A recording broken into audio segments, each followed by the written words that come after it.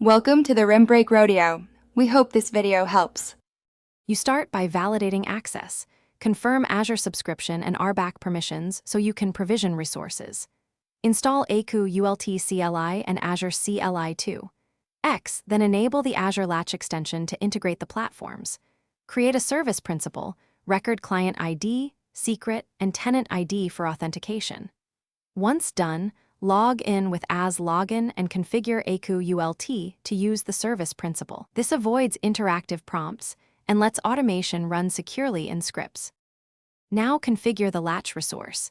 Set region, SKU, replication factor, and network ACLs so traffic flows correctly. You can author an ARM or bicep template or build an Aiku Ult manifest.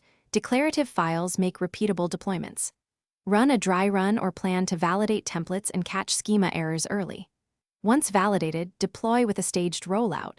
Start small, verify logs and metrics, then expand. Make sure to monitor provisioning state and resolve any policy or quota rejections quickly. Finish by validating the latch end-to-end.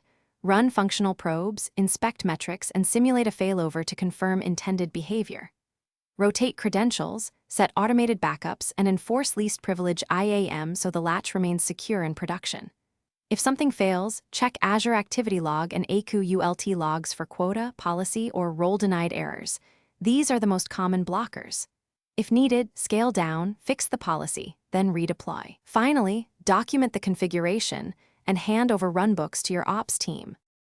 Thanks for watching. Consider subscribing if we helped you.